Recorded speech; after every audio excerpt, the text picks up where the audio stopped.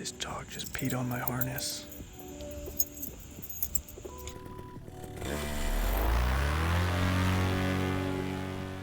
So I'm just launching out of my typical spot here.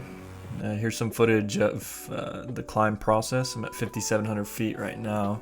You can see my icons of the ADS-B in pulling aircraft in right there. That's my ADS-B out antenna.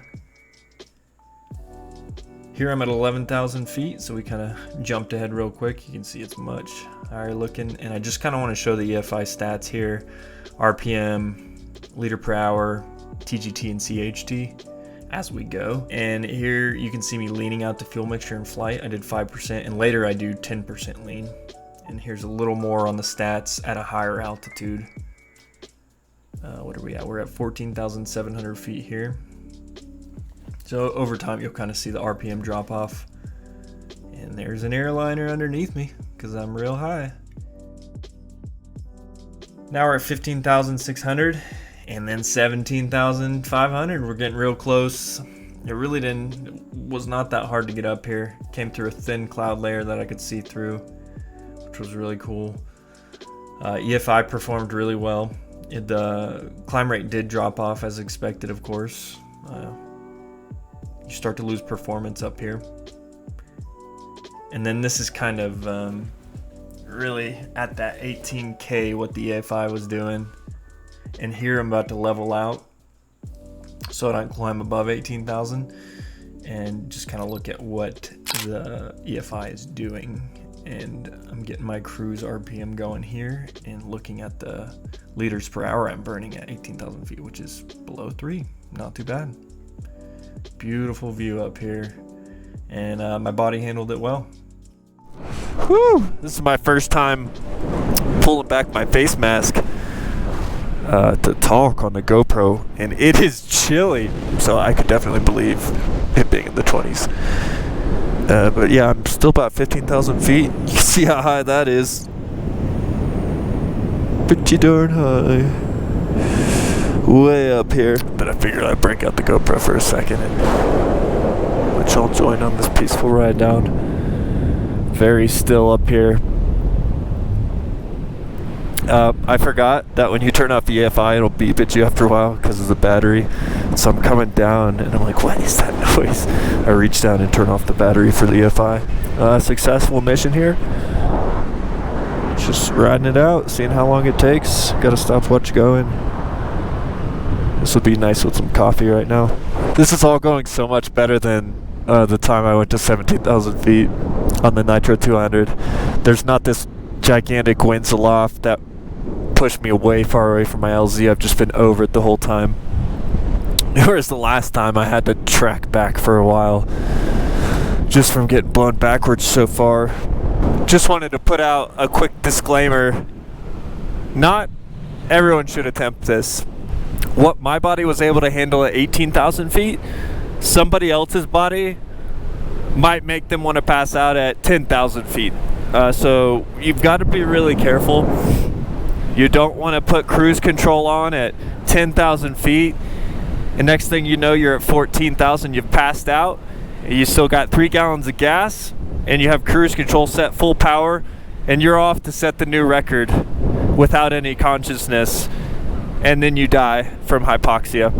So there's definitely some things you have to take into consideration with this. You've got to know your body. You've got to look for the signs. And you should really actually be taking oxygen above these heights, above 14,000 feet. And then another factor is air traffic. Air traffic has no speed limits above 10,000 feet.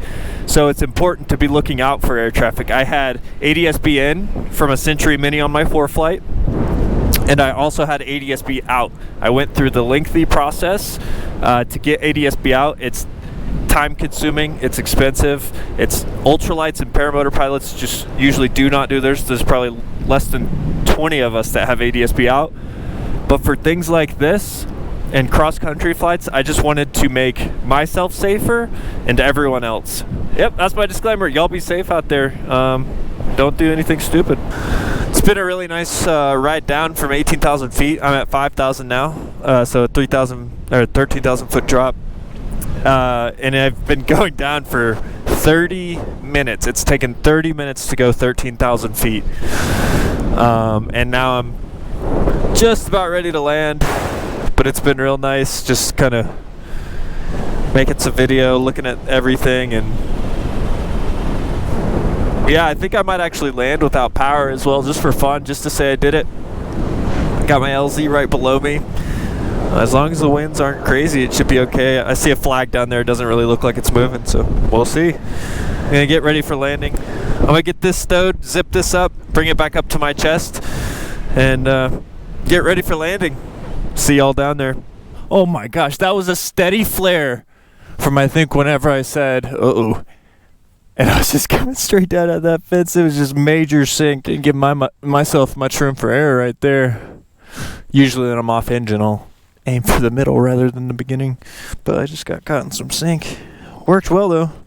I don't have much weight on me anyways. Back on the ground safely.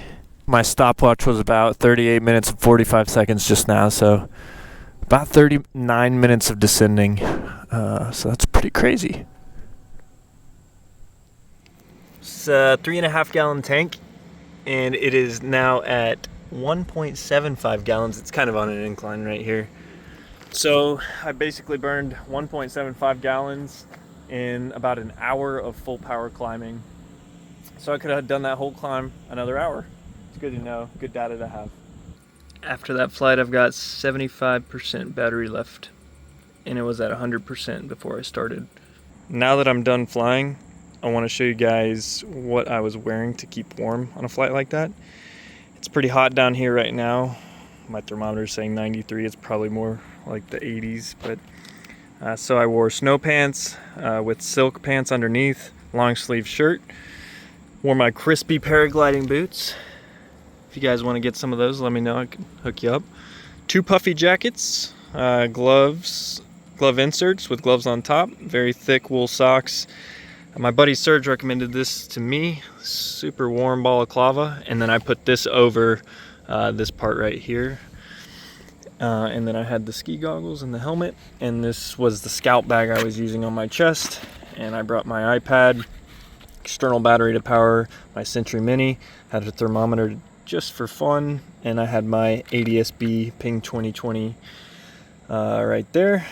That hooks into this big old battery, and I brought an extra GoPro just in case I didn't use it, and a stylus to use with gloves. So it's all my gear and how I kept warm. And I also had these pants on too.